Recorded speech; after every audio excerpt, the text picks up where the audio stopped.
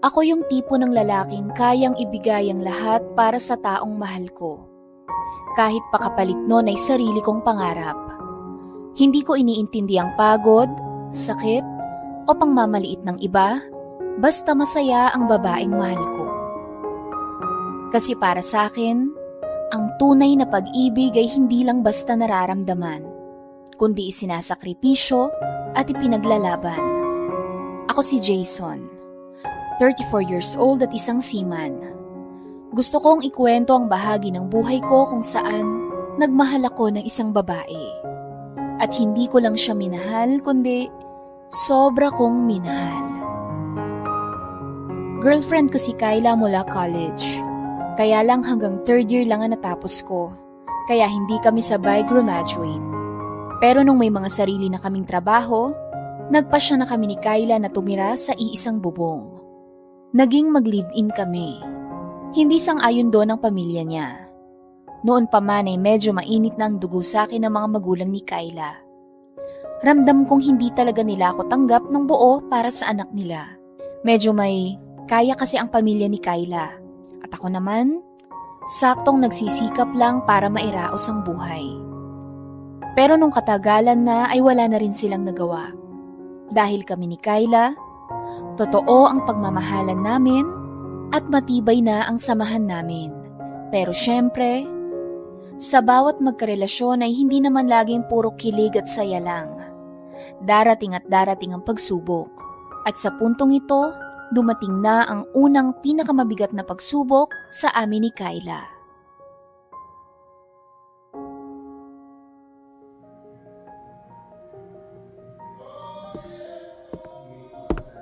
Love, ano pinapanood mo?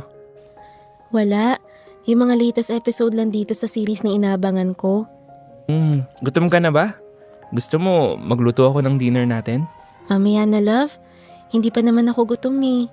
Ikaw ba, gutom ka na ba? Hindi pa naman. Nagmerienda ako kanina pagdating ko galing work. Oh love, ba't bigla kang natahimik dyan? Pansin ko rin na kanina ka pa seryoso. Okay ka lang? Wala lang. May mga bigla lang ako naisip. Naisip? Gaya lang. Gaya ng... Ano kayang feeling pag stable na tayo, love, no? Yung tipong hindi na natin kailangan magtrabaho ng more than 8 hours a day para sa dagdag kita. Yung hindi na natin kailangan mag-sideline para lang sa bills, para makaipon, para sa kasal, para makapundar ng sarili nating bahay. Love, di ba napag-usapan na natin to? Di ba sabi ko naman sa'yo, maghintay ka lang. Magtiwala ka lang. Magsipag lang tayo. Isang taon pa lang tayong nagle-lived-in, oh. Marami pang mangyayari. Marami pang blessings na darating sa atin. Oo nga, love. Alam ko naman yun. Bakit, love? Naiinip ka na ba? Hindi naman sa naiinip ako, love. More like, napapaisip lang talaga ako kung ano yung feeling. Siguro, parang gusto ko lang ma-excite sa idea na lahat ng bagay na pinapangarap lang natin eto na. Nandito na sa harap natin.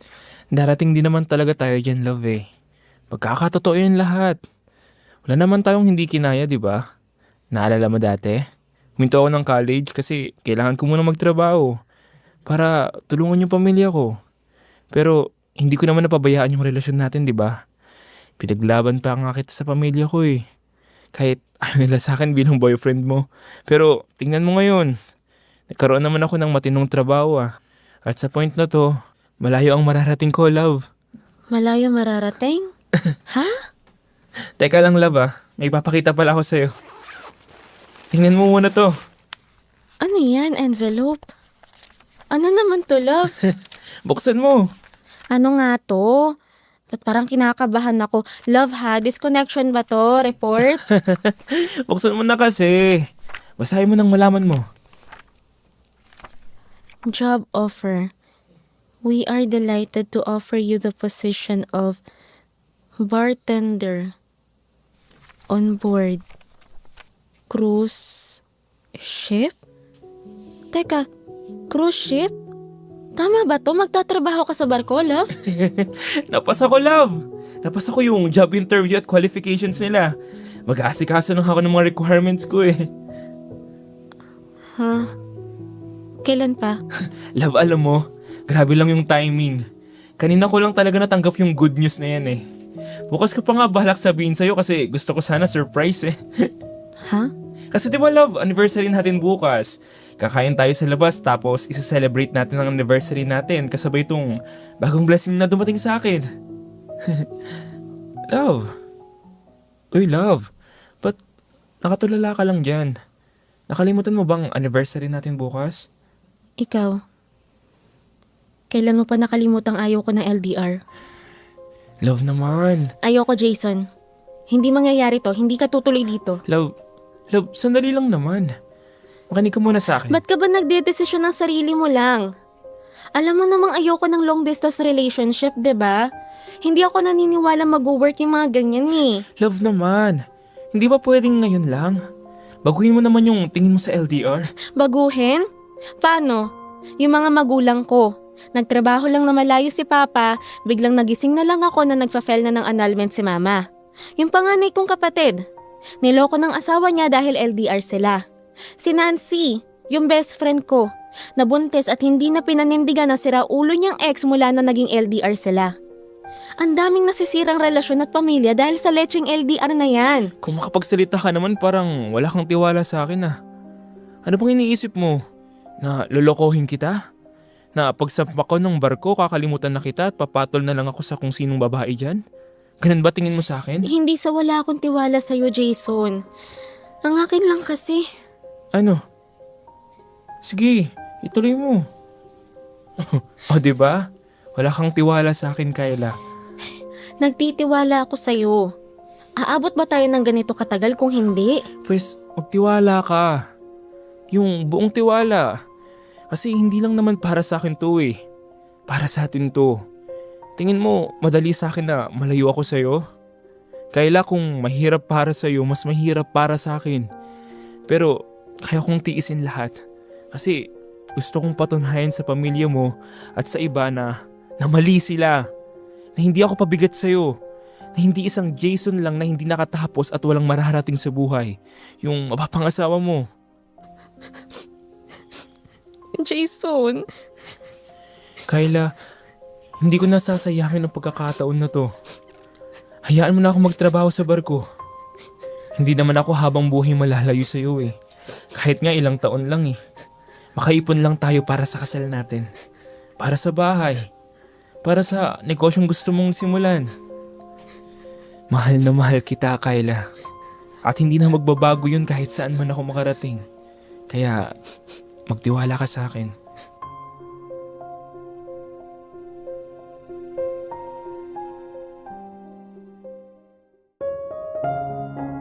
Masakit sa akin na makitang umiiyak si Kayla ng mga oras na yon.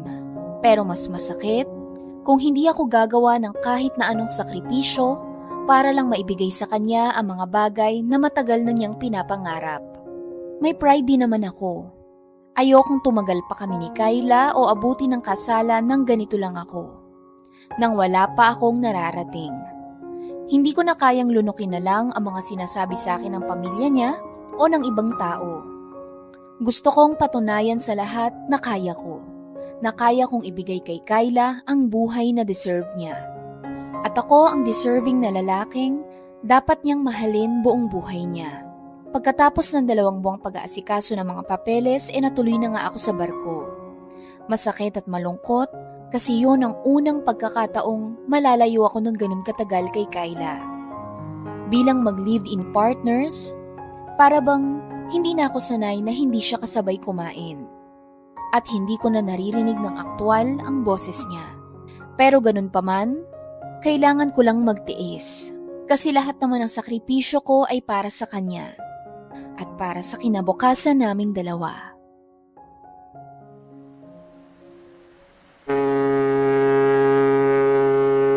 Love, kanina pa kita tinatawagan. Pero in another call ka raw kaya hindi pumapasok yung tawag ko. Sino ba kausap mo? Baka may kausap ka ng ibang babae dyan, ha? Meron nga. Ano sabi mo? Joke lang, love. Grabe, ang seryoso mo naman. Si Nana yung kausap ko kanina bago ka tumawag, okay? Relax. We, patingin nga ako ng paligid mo dyan. Iikot mo yung phone mo. Gusto ko makita sa camera. Ayaw maniwala nito oh. Sabing si nanay nga nakausap ko kanina eh. O ayan, kita mo na. Wala akong ibang kasama dito. Tingnan mo oh. Mga tao lang na dumadaan sa hallway. Talaga lang, Jason, ha? Oo nga. Tignan mo, baka akala tuloy ng mga tao dito, binibidyohan ko sila. Sige na, ibalik mo na sa mukha mo yung camera. O ayan na. Balik na sa front cam. Malinaw ba ako dyan? Malinaw na malinaw. Pati mga eye bags at pores mo sa mukha kitang-kita. At least gwapo pa rin, di ba? Mukha mo! I love, may papakita pala ako sa'yo. Tignan mo to. Ano yan? Mga box? Oo. Ayan, kita mo ba? Malinaw ba sa video? Dumating na yung mga in-order ko para sa milk tea products natin. Ito mga cups, lids, ceiling film, tsaka mga packaging bags for takeout. Wow, ang bilis ha. Di ba kaka-order mo lang ng mga yan? So, paano? Kompleto na ba lahat? O may mga kulang pa ba? Stickers na lang yung kulang tapos pwede na mag-opening. Nice! May nagawa ka na bang logo? Mga pang-graphic material pang post? Pang marketing? Di ba may pinakita ka sa akin nung nakaraan na final mo na ba yon? Ayun na nga, love eh. Wala pa, hindi ko pa natatapos. Napangitan kasi ako dun sa huli kong nagawa. Hindi attractive eh. Paano hindi attractive? Patingin nga ako. Send mo sa convo natin. Yuko nga. Baka laitin mo lang eh. Alam mo naman sa ating dalaw, ikaw lang yung artist. Parang naaalala ko na. Pinakita mo na yan sa akin eh. Yung ano. Yan ba yung logo na may nakadrawing na bubbles tapos may cake? Ha? May pinakita ba akong ganun sa'yo? Meron di ba? Yung kulay pink pa nga yun eh. Na drawing. Yung mukhang project ng bata. Sira ulo to. Sabi ko na nga ba, lalaitin mo ko eh.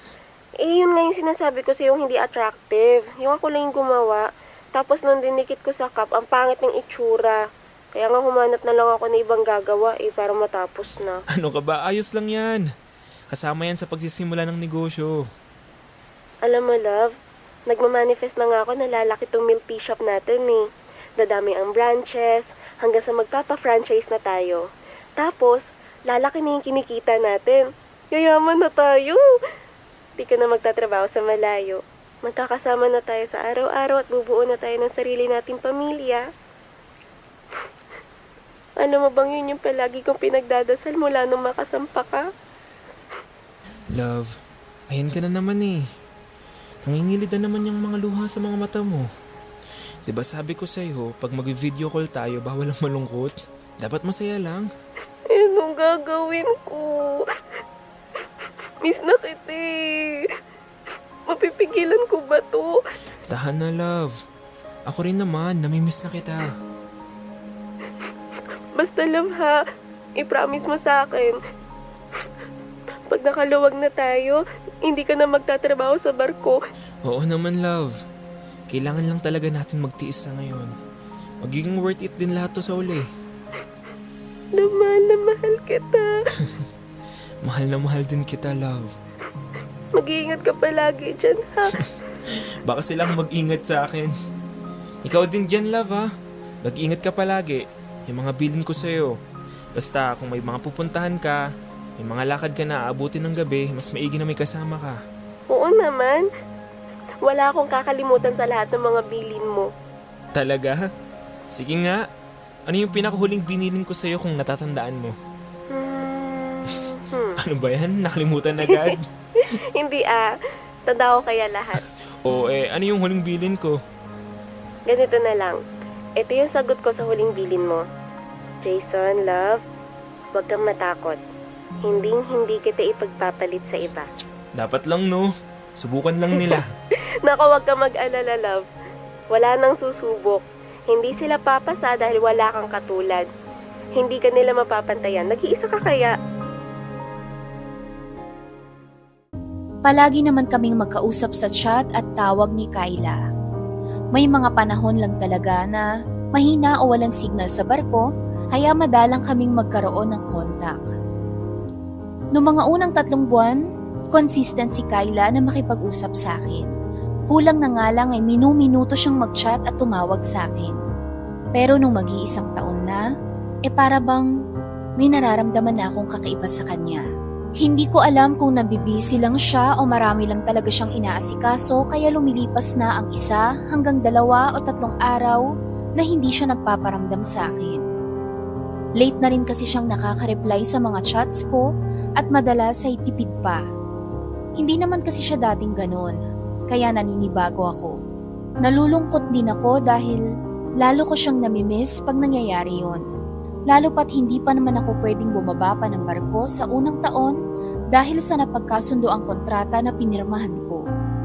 Sa bawat araw na lumilipas na nananahimik si Kyla, para bang lalong tumitindi ang pag-o-overthink ko at nadagdagan pa yon dahil sa isang bagay na nalaman ko.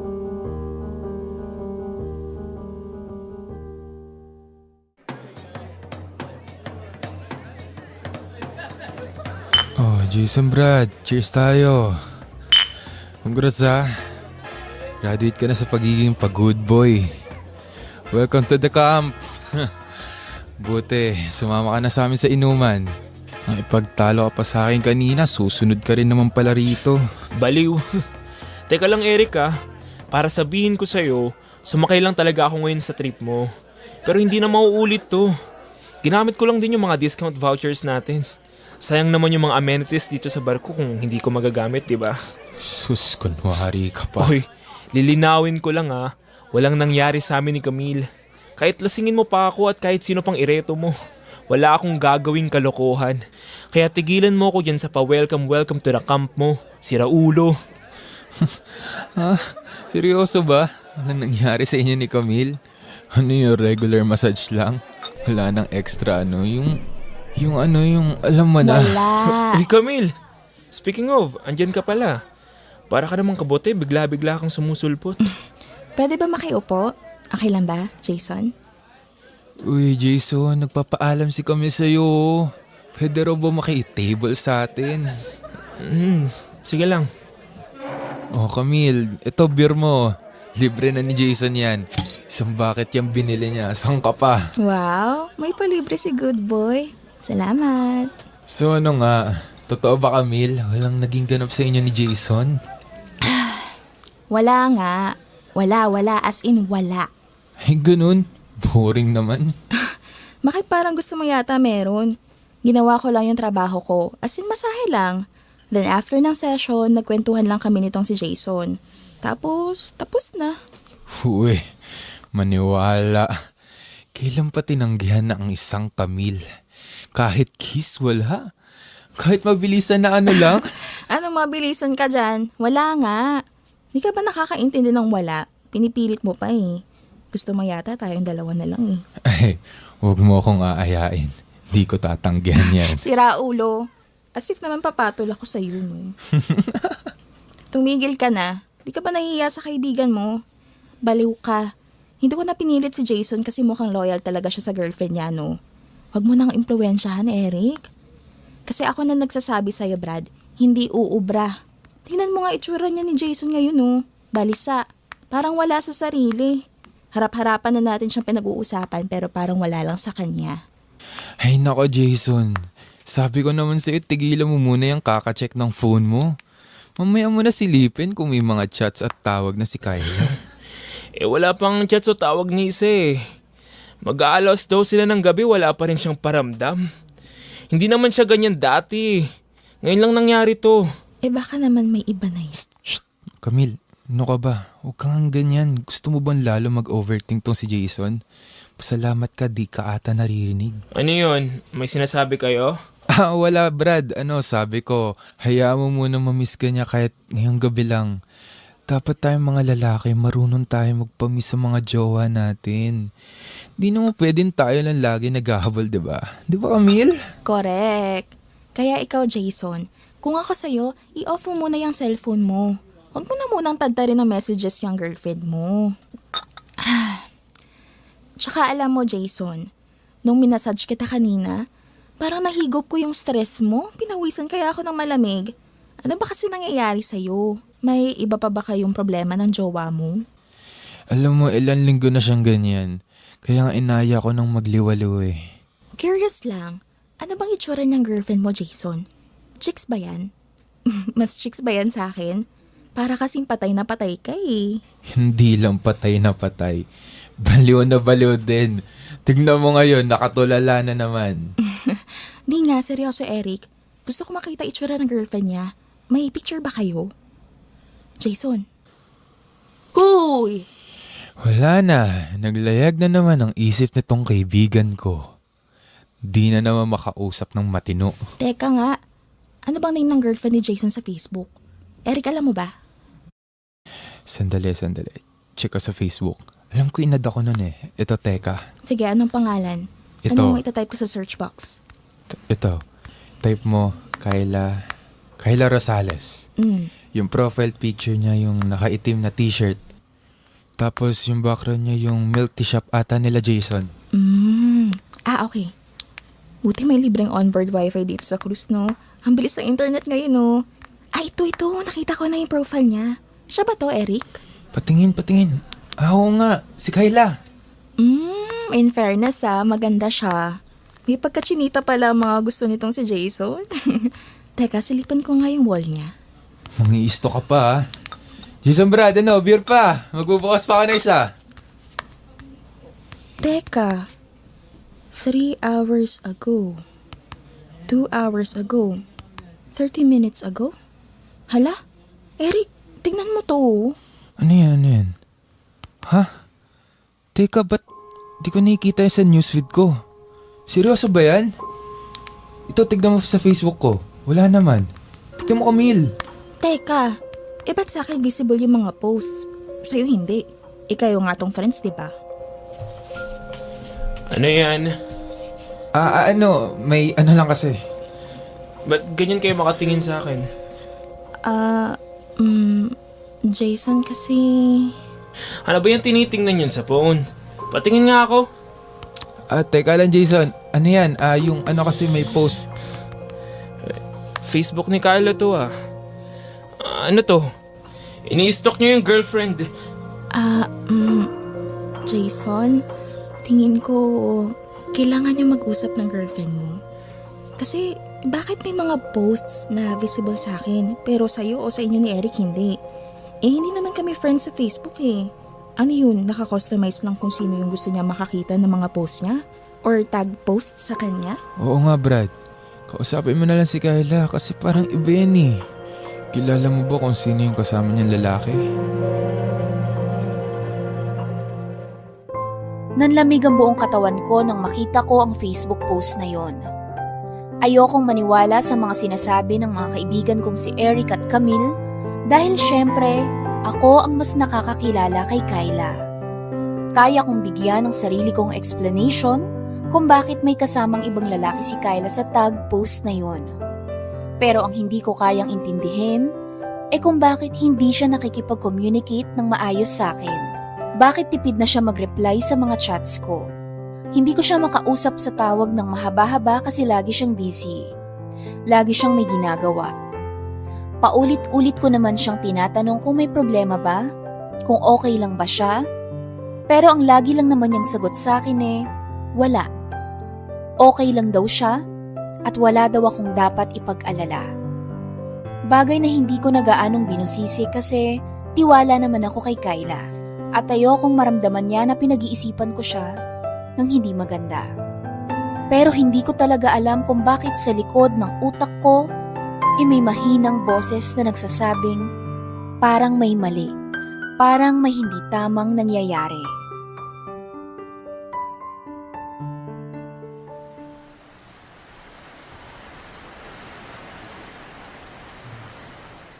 Ayun love, ano sa tingin mo? Maganda ba yung napili kong resort? I-book ko na ba? Pwede na akong magbayad ng reservation ngayon. Magpa-fund transfer lang ako sa kanila online. Ano love? Uy love, naririnig mo ba ako? Naglag ba yung video call? Hindi naman. Uy love, Oo, love, naririnig ko. tinatanong kita kung ibubuk ko na ba? Okay na ba sa'yo yung resort? Sige, love, okay naman ako doon, pwede na. Pwede ko na i-book. Okay na ba sa'yo yun? O may iba kang resort na mas gusto mong puntahan natin? Wala naman na. Okay na sa akin yung nahanap mo. Sige. Feeling ko rin kasi mag-enjoy kang i-celebrate yung birthday mo dun eh. Maganda yung beach, white sand din. Malinaw yung tubig. Saka maganda rin dun love kasi pwede tayong mag-fish feeding, snorkeling. Basta marami. Siguradong matutuwa ka dun. Sige, love. Love, tanong ko lang. Ito, huwag ka sanang ma-offend ah. Base lang to sa na-observe ko sa'yo. Ano yun? Bakit parang hindi ka excited? Ha? Paano hindi excited? Dito sa mga pinaplano natin. Parang hindi ka excited eh. Birthday celebration mo to. Espesyal na araw mo. Tapos, nakagawa pa ako ng paraan na makababa ng barko. Kahit hindi pa naman schedule. Para lang makasama ka sa espesyal na araw na yun. Ano ka ba? Hindi naman sa hindi excited. Siyempre excited ako. Ano lang, kasi busy lang dito. Kita mo naman habang kausap kita, nagla-laptop ako. Tsaka ang tagal pa ng birthday ko, love. Parang in 4 months pa. Hindi ba masyadong maaga magplano ng ganito? Mabilis na lang ang panahon. Maigi na yung maaga pa lang nakaset na tayo. Teka, hindi ba pwedeng mamaya na yan, love? O kaya mag-assign ka ng ibang staff na pwedeng gumawa niyan? Para hindi na kasi kita makausap nang wala kang ibang pinagkakabisihan eh. Love, marami lang talaga akong ginagawa. Ayan, tignan mo tong screen ng laptop ko. Gumagawa ako ng bagong costing para sa mga milk tea products natin. Kasi nga, di ba, magre-release ako ng mga bagong flavors. Kailangan ko nang ipasa to sa supplier bukas para ma-order ko na yung mga bagong flavor oils and powders. Sige, love. Mukhang pagod na pagod ka. Ayaw mo ba munang matulog para makapagpahinga ka na? Ayoko, love. Gusto ko lang makausap kita. Kahit busy ka dyan sa ginagawa mo sa laptop. Kahit hindi mo na ako pansinin. Gusto ko lang nakikita ka sa video call. Pasensya ka na, love, ha? Marami lang talaga akong kailangan tapusin. Love, may isa pa akong tanong. Ano yun? Mahal mo pa ba ako? Ano ba namang klaseng tanong yan, love? Sagutin mo na lang. Mahal mo pa ba ako? Gaya ng dati? Kasi sa totoo lang parang may mga nagbago sa atin eh. Parang hindi na tayo tulad ng dati. Alam mo, love, ikaw lang nag-iisip ng ganyan. Yun naman kasi yung nararamdaman ko eh. Alam mo yung feeling na ang layo ko na nga sa'yo, tapos lagi ka pang busy. Para kasing ang layo na natin sa kung ano tayo dati. Naninibago ka lang. Siguro nga, sana nga naninibago lang ako. Ano na naman yung pinag-iisip mo? Sabi ko naman sa'yo, huwag kang nakikinig sa sulsul ng ibang tao. Ikaw na nagsabi sa akin dati, di ba? Magtiis lang tayo. Para sa atin din naman to eh. Para sa atin tong ginagawa ko, love. Habang nagtatrabaho ka dyan sa barko, ako naman, tinatrabaho tong paglago ng negosyo natin. Naiintindihan ko naman, love. Pasensya ka na kung masyado lang akong nag-iisip ng kung ano-ano. Ay, sakit na ng likod ko. Tsaka parang bumibigat na yung mga mata ko. Ikaw yata tong kailangan magpahinga, love eh. Kanina ka pa nakatitig dyan sa screen ng laptop mo, oh. I-off mo na nga muna yan. Magpahinga ka na. Oo nga, love. Tsaka parang inaantok na rin ako. Umidlip ka na lang muna. Palabat na rin pala ako, love. 18% na lang yung battery ng phone ko. Mag-charge na muna ako, okay lang? Mamaya na lang ulit tayo magtawagan. Sige, love. Mga anong oras kita pwedeng tawagan ulit? Naka-off duty naman kasi ako ngayon eh, kaya wala akong ibang gagawin. Siguro, love, chat na lang kita pag pwede. Kasi pagising ko mamaya, aasikasuhin ko na agad itong mga kailangan kong matapos eh. Sige, love. Pag natapos mo na lang. Sige, love. Basta chat na lang ako sa'yo. Tawagan na lang kita kahit siguro bukas na. Total naman, nakadalawang tawagan naman na tayo ngayong araw eh. Hindi ko alam na binibilang mo pala. Ha? Ano yun, love? May sinasabi ka? Wala. Sige na, love. I love you. Bye! Love you too.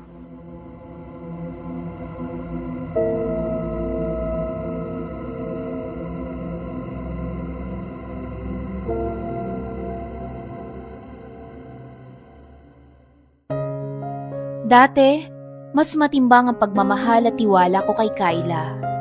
Pero sa puntong ito, nalalamangan na yon ng mga panghihinala. Ayokong isipin na may iba. Ang iniisip ko na lang ay baka may malaking problema lang talaga siya at hindi niya kayang sabihin sa akin. Baka may pinagdadaanan siya sa pamilya niya, sa negosyo, at hindi niya magawang sabihin sa akin dahil nasa malayo ako at mag-isa lang ako sa barko. Baka ayaw niyang isip-isipin ko pa yon at pati ako ay mamroblema pa. Kilala ko si Kyla at alam ko may ganun siyang tendency. Yun din kasi ang ugali niya na pinakaayoko. Kasi sa aming dalawa, kung may problema man siya at pinagdadaanan, hindi ba dapat ako ang unang nakakaalam? Ang ginawa ko ay hinabaan ko na lang ang pasensya ko. Nilawakan ko pa ang pangunawa ko para sa babaeng mahal ko. Kaya isang araw, nakagawa ako ng isang desisyon na hindi ko alam na magagawa ko. At yon ay kausapin ng lalaking laging kasama ni Kyla sa mga tag post sa kanya.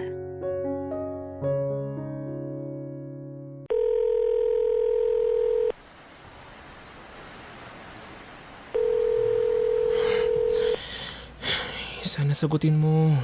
Sagutin mo yung tawag. Hello? Hello, Alvin. Salamat. Salamat sinagot mo yung tawag ko. Pasensya na, nasa biyahe kasi ako kanina. Nakamotor ako eh. Hindi ko agad napansin na tumatawag ka. Hindi. Okay lang. Alvin, tungkol sana dun sa napag-usapan natin sa chat, yung kay Kyla. Oo. Wala namang problema sa akin yung Jason. Ang totoo niyan, nahihiya nga ako sa'yo. Hindi, Alvin. Huwag kang mahiya sa akin. Gusto lang talaga kitang makausap sa tawag para dire-diretso yung usapan natin. Saka gusto ko ring maramdaman mo na wala naman akong iniisip na hindi maganda sa'yo. O sa inyo ni Kyla. Hindi naman ako malisyosong tao eh. Hindi naman ako nambibintang lang basta-basta hanggat walang patunay. Wala naman talagang ibig sabihin yung mga nakita mong tag post ko sa kanya sa Facebook. Magkasama lang talaga kami nung gabing yun dahil seminar yun. Gathering para sa mga startup na negosyante dito sa Pinas. Oo, alam ko yun. Hindi naman yung kinukwento sa akin ni Kyla na nagkakilala kayo dahil sa mga mentorship programs. Pasensya na talaga kung... Hindi. Wala ka namang dapat ihingi ng pasensya. Kilala ko si Kyla at tiwala naman ako sa kanya. Alam ko namang magkaibigan lang talaga kayo. May mga bagay lang talaga na siguro na hindi lang agad nasabi sa akin. Pero Alvin, okay lang ba kung may hihingin akong pabor sa'yo? Pabor? O sige, ano yun? Si Kyla kasi, may ugali siya minsan na sinusolo niya lang yung mga problema. O kaya, pag may pinagdadaanan siya, minsan mas pinipili niyang hindi sabihin sa akin para hindi ako namamroblema, para hindi na ako ma-stress. Lalo na pag tungkol sa negosyo o tungkol sa pera. Okay. Anong gagawin ko? Magkaibigan lang naman talaga kayo ni Kyla, di ba, Alvin? Oo naman. Nagkakasama lang naman talaga kami at nagkakausap pag tungkol sa mga business related. Mga ganun. So, ibig sabihin, posibleng nakakapag-open siya sa'yo ng mga problema na hindi niya na-open up sa akin? Tama? Hindi ko rin kasi masabi, Jason eh. Ang pinag-uusapan lang talaga namin lagay tungkol sa milk tea shops at saka sa mga products. Ganun-ganun lang. Bakit? Hindi ba kayo nagkakausap? Hindi ba siya nag-open up sa'yo? Siyempre naman, lagi kami nag-uusap ng girlfriend ko. Pero gaya ng sinabi ko sa'yo kanina, hindi naman maiiwasan talaga na may mga bagay siyang hindi nasasabi sa akin. Lalo na pag yung mga problema na alam niyang ikaka-stress ko. Sa bagay, nasa malayo ka kasi. Ayaw niya sigurong alalahanin mo pa siya habang andyan ka sa barko. Kaya baka nga may problemang sinosolo niya lang. Yun na nga yung sinasabi ko sa'yo, Alvin eh. Kaya nga ako hihingi ng pabor sa'yo. Pwede bang pag may mga nakwento siya sa'yong problema, tungkol sa negosyo, sa pera o sa kahit na ano, pwede bang sabihin mo sa akin? Ha? Sasabihin ko sa'yo. Pasensya na, alam kong medyo weird pero dahil nga kilala mo na si Kyla, alam kong namimili siya ng mga sinasabihan ng problema. Kakaiba kasi yung mga kinikilos niya lately. Paanong may kakaibang kinikilos? Basta, alam ko lang na may hindi tama sa mga nangyayari. Ayoko namang pilitin siya mag-open up sa akin. Hindi din siya nagsasabi ng problema sa pamilya niya o sa mga kaibigan niya. Pero sa'yo, Alvin, may mga pwede siyang makwento sa iyong problema dahil alam niyang hindi makakarating sa akin o sa amin. Kasi hindi naman tayo magkakilala ng personal.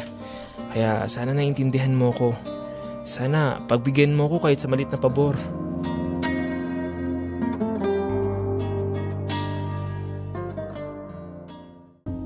Kinausap ko si Alvin na para bang magtropa lang kami. Walang bahid ng mali siya, walang bahid ng pagdududa. Kung paano ako nagtitiwala kay Kyla, ganun din ako nagtitiwala kay Alvin. Nirespeto ko ang pagkakaibigang meron sila. At naniniwala ako na walang kahit na anong ibig sabihin ang pagiging close nila. Pinili kong unahin ang kapakanan ng relasyon namin ni Kyla, higit pa sa mga nararamdaman kong lungkot, selos at panghihinala. Inintindi ko siya sa mga oras na busy siya at hindi ko siya makausap ng maayos. Inalala ko na lang na malapit naman na akong bumaba ng barko. At hindi ko sinabi kay Kyla ang eksaktong araw o petsa dahil gusto ko siyang sorpresahin. Gusto ko magkita kami sa mismong araw ng birthday niya. Dahil tingin ko, isa yon sa pinakamagandang regalong pwede kong maibigay sa babaeng mahal ko. Hinanda ko ang sarili ko at lahat ng pwede kong maibigay para sa araw na yon. Pero ang hindi ko alam, sa mismong araw ding yon, may isang malaking sorpresa din palang inihanda si Kyla para sa akin.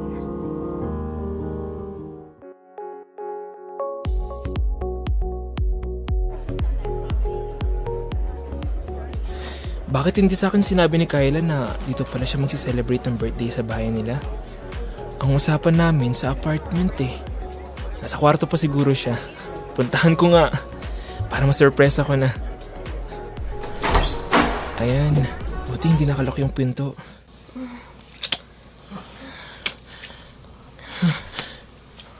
Alvin? Kyla? Mga hayop! Jason? Jason! Sorry pare, wala to. Hayop ka, Alvin! Tarantado ka! Wala lang to, ha? Wala lang to, ha? Jason! Jason! Ano Wala ba? lang to sa'yo! Jason, tama na!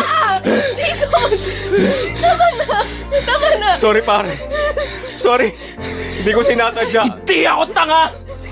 Paano di sinasadya, ha? Ano yun? Bigla na lang kayong naghalikan? Dito? Sa loob ng kwarto? Ano, ha? Hindi to first time, no? Higit pa siguro sa halikan yung ginagawa ninyong mga hayop kayo! Hindi pare, nadala lang talaga ako. Kung patayin kita ngayon, ha? Tapos sabihin kong nadala lang din ako. Ano, ha? Tarantado kong hayop ka! Pinagkatiwalaan kita, Alvin! Jason, tama na! Nakikiusap ako sa'yo! Tama na, please! Labas! Jason, Labas! patawarin mo ako. Labas! Sorry. Umalis ka na, Alvin. Baka tuluyan pang magdilim yung paningin ko. At pag may nagawa pa ako sa'yo, Pare, labas!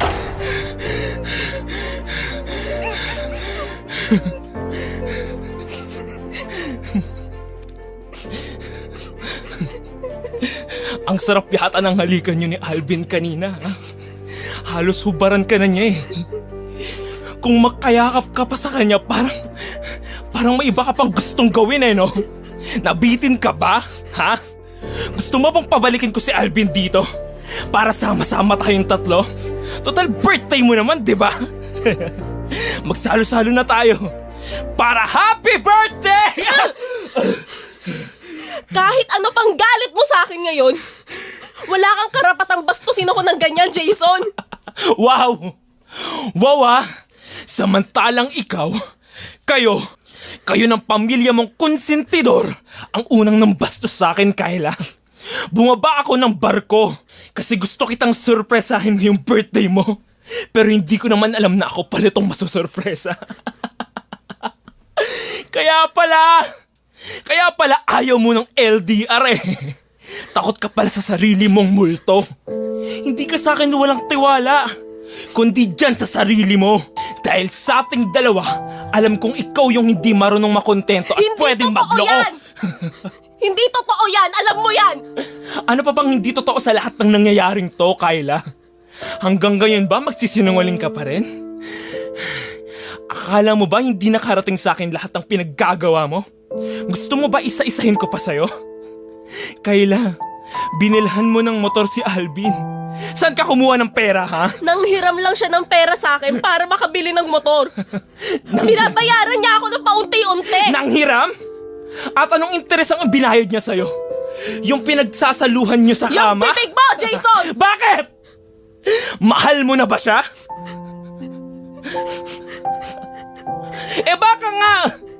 Baka nga mahal mo na si Alvin. Kasi pati papeles ng negosyo natin sa inyong dalawa nakapangalan eh. Ano? Ba't hindi ka makasagot? Akala mo hindi ko malalaman? Ginawa ko yon dahil malaki ang naiambag ni Alvin sa negosyo natin. Kaya mabilis nagkaroon ng branches ng milk tea shop dahil sa mga koneksyon niya. Namuhunan din siya, Jason! O ano? Ano ngayon kung namuhunan siya, di ba? Parte ka ba ng tubo na kailangan niyang kitain? Kaya ka ba niya inagaw sa akin? O baka si Alvin talaga yung habol mo kaya mo itinayo yung shop? Jason! Naririnig mo ba sinasabi mo? Naririnig mo ba yung sarili mo? Ha? Alam natin pareho na matagal ko ng pangarap magnegosyo. Kasi para sa ating dalawa yon. Para makatulong ako sa'yo. Para umangat ang buhay natin para Pwede sa bang wag future mo na akong natin! mutuin? Kasi di na ako naniniwala, Kayla. Para sa future natin? Ang sabihin mo para sa future ninyo ni Alvin. Kasi gusto mo nang bumuo ng bagong buhay kasama siya. Kasi baka yun din yung gusto ng pamilya mo, di ba? Baka kay Alvin boto na sila. Alata naman eh. Kaya nga kinukonsinti, di ba? Kasi at least, sa wakas, hindi mo na kailangan makipagkumpetensya sa mga kapatid o mga kaibigan mo. May pagmamalaki ka na rin sa Kompetensya! kanila. Yan pa rin ba yung iniisip mo hanggang ngayon? Mahalaga pa rin sa'yo sinasabi ng Hindi mo iba? kasi alam ang pakiramdam, Kayla! Palibasa kasi, sa ilang taong relasyon natin, wala namang nang maliit sa'yo. Ikaw! Ikaw lang ang natatanging tao na nagmaliit sa akin, Jason! Anong sinasabi mo? Minaliit mo ang kakayahan nating dalawa na ipaglaban ang lahat para sa relasyon natin! Hindi ka naniwala sa akin! Hindi ka nagtiwala! Kompetensya? Ikaw yun, Jason! Ikaw lang to nakikipagkompetensya sa kanila!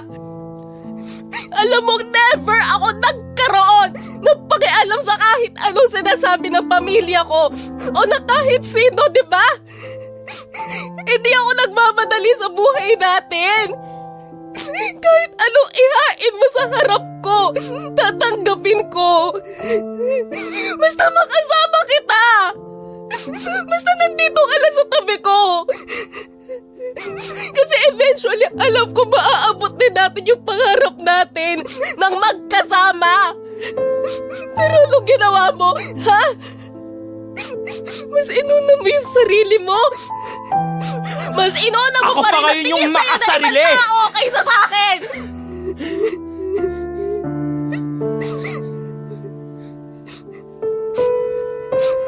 Gusto mong purihin ka nila?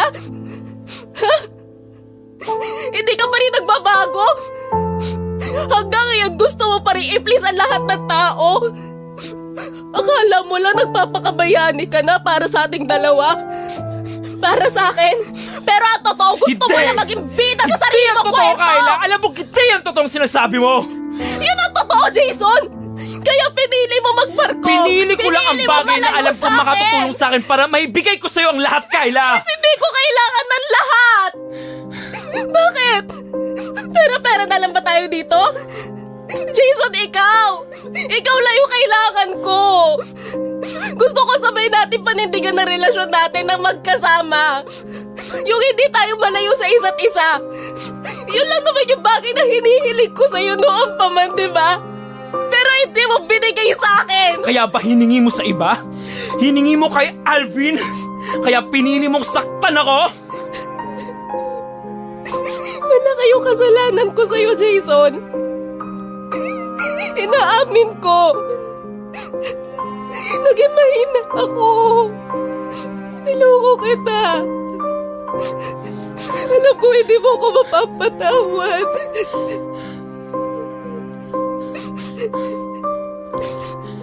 Binigay ko sa'yo ilang taon ng buhay ko, Kayla. Ang dami kong isinakripisyo para sa'yo. Alam mong hindi pagtitimpla ng alak sa barko ang passion ko. Sarili kong pangarap tinalikuran ko. Gusto ko pa nga sanang ipagpatuloy yung pag-aaral ko eh. Pero inuna kong mag-ipon para sa negosyong gustong gusto mo. Iniwan ko yung nanay ko dito sa Pinas kahit na may sakit siya. Tiniis ko lahat ng lungkot at hirap sa barko. Alam mo bang maraming sumbong ang nakarating sa akin tungkol sa inyo ni Alvin? Pero naniniwala ba ako?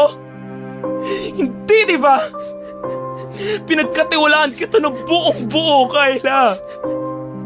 Iniisip ko na baka magkaibigan lang talaga kayo. Baka may mga problema ka lang na hindi mo kayang sabihin sa akin o kahit na sa pamilya mo. Kaya nakikisuyo ako sa kanya, nagdamayan ka. Pero hindi ko naman alam na aabot sa ganito eh. Hindi ko alam na kulang pa rin. Baliwala lang sa'yo lahat, Kayla. Hindi ka pa rin nakontento. Niloko mo pa rin ako! Sorry, Jason. Sorry. Sorry, nasaktan kita. Kasalanan ko. Kasalanan ko lahat na to. Sorry. Hindi ko alam kung mapapatawad ko yung sarili ko.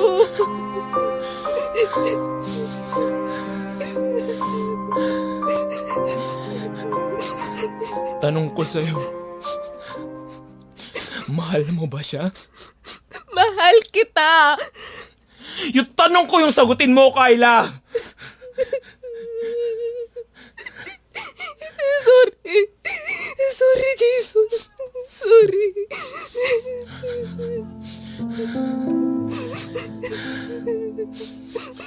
Jason. Sorry din, Kayla. Pero tigilan na natin to. Pagod na rin ako. Jason. Happy birthday, Kayla. Regalo ko na sa'yo yung kalayang piliin si Alvin. Malaya ka na. Jason, please. Sana maging masaya ka.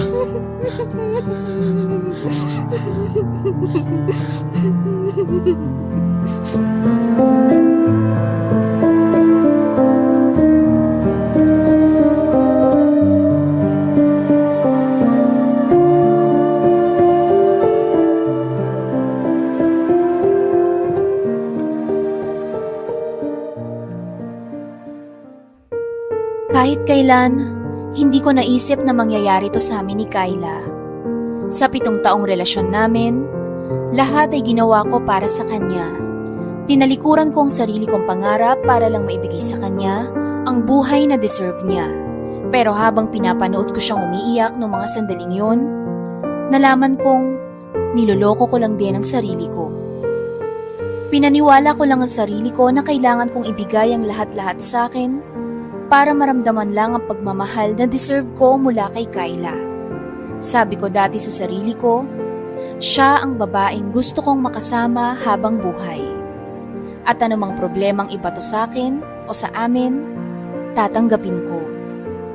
Sa sobrang pagmamahal ko kay Kayla, nagawa kong maniwala noon na kaya ko pa siyang patawarin sakaling makagawa siya ng kasalanan sa akin.